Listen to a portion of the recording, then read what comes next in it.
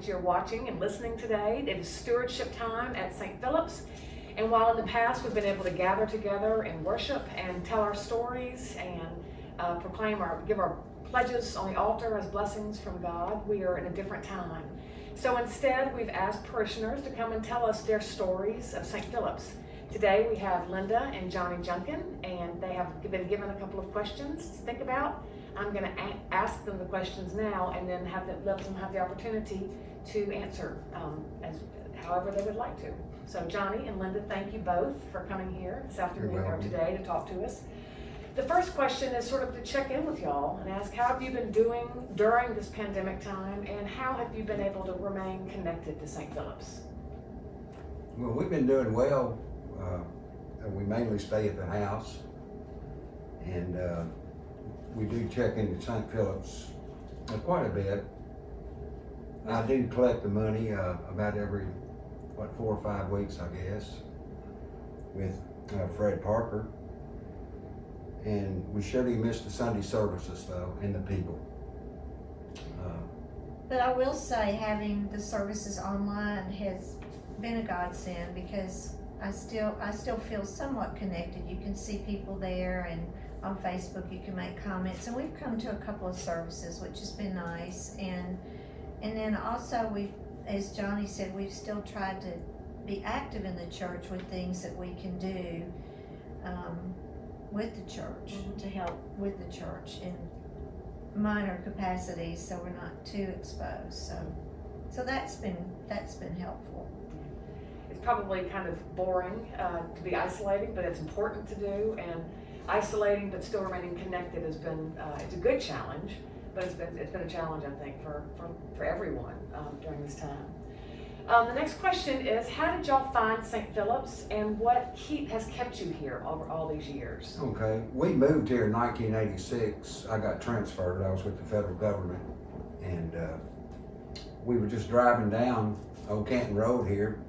We were, very new to the town, and we saw an Episcopal church, and lo and behold, across the street was a Jewish temple. Well, now, Lynda was Jewish at the time. She grew up Jewish. She's from an old Jewish family in Little Rock. And we said, that's it. That's where we need to go. And we came, and of course Sigrid Conway was one of the first ones we met. And we love the people here at St. Philip's. We love the culture here of St. Philip's. It's just such a loving, inclusive, and diverse church. And I feel like when we're all here together, I'm experiencing what heaven must be like.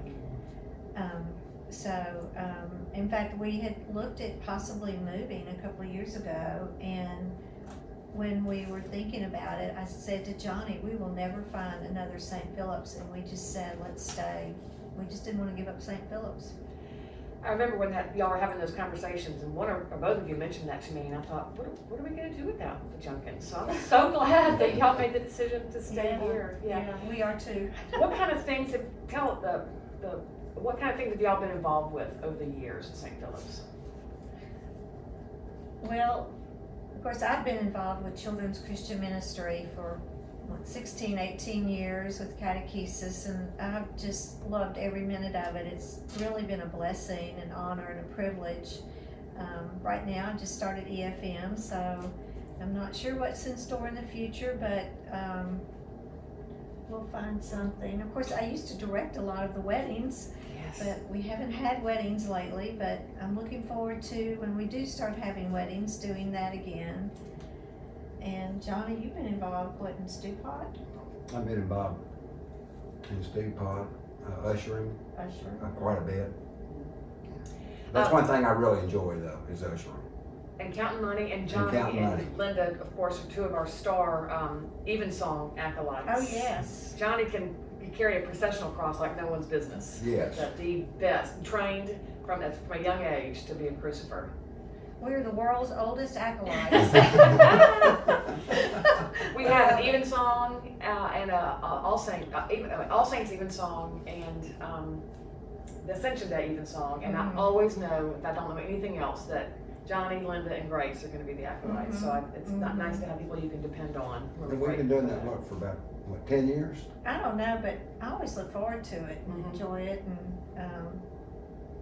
yes, we've enjoyed that, and I've enjoyed reading when You're a lector. I like to, yes, as a lector, enjoyed that. And there's so much to do at St. Philip's that you can get involved in, regardless of what your talents are. There's, we've both done vacation Bible school Oh, y'all are together. good at that.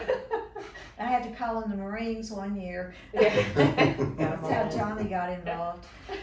Y'all have spent, however many years that you've been here now involved, as you just said, in lots of different activities, organizations, ministries, the church.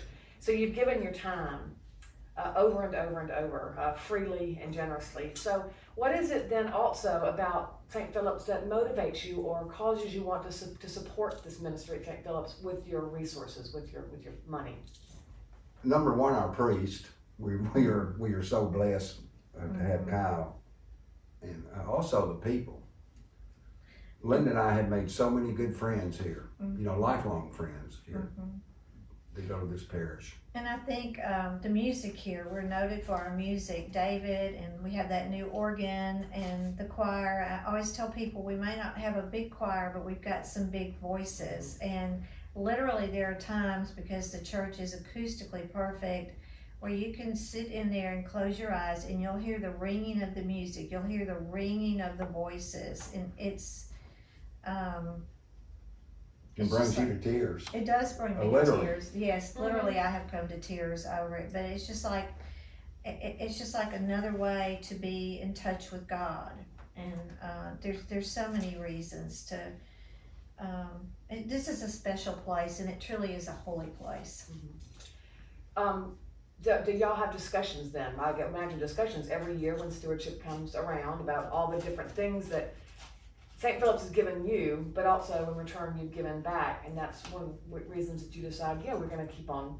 We have to keep pledging and supporting the ministries. Yes, we do. Yeah. Were y'all when you were at Temple, I guess, when you were different church, was that part of your conversation or ethos, was to support the congregations that you were a part of then as well? So it was already ingrained, or did it become stronger once y'all were at church at St. Philip's? It was already ingrained, because when we first moved here, I joined the temple, and we both joined the temple in the church, St. Philip's, and we both knew that we would give to both, because we feel that's your obligation to God to do that. And there's just a lot involved to provide the programs that St. Philip's provides for its parishioners. It's such a great family here. I agree with you. Way to get developing and sustaining relationships, and then it just makes you want to be a part of it. And one way to be a part of it, to make sure it's going to keep going forever and for other people, generations after you, is to say, "This, if I'm going to do this, then we need to do it, in a powerful way." And be active. Yes, and be active, and there's something for everybody, and that's what we just have to find what it is that is someone's hot button to get them involved. And I thought it was interesting Saturday when we were unloading the pumpkins, what a diversity we had. We had a couple of 70-year-olds and A couple of 20-somethings. 20-year-olds, and sometimes we really had the broad, men and women, and gosh, we had that truck unloaded in no time, but that to me is so representative of St. Philip's. Pulling together, right? Pulling together, yes. Perfect. Yes. Well, this has been perfect. This is exactly Enjoyed what I it. was hoping. You have to hear your stories, and then Good. let your stories and your experience at St. Philip translate over the screen. So as we move farther into our stewardship season, to know that people can see your faces and hear your stories, and that's the way we remain connected. So Well, I hope we'll have another successful season, and yes, and that we can not only get people to give financially, but also become more active in the church too. I think God will be in the middle of all of that, and for that I'm thankful. So I said God will be in the middle of all of that, Yes. and for that I am thankful. Me too.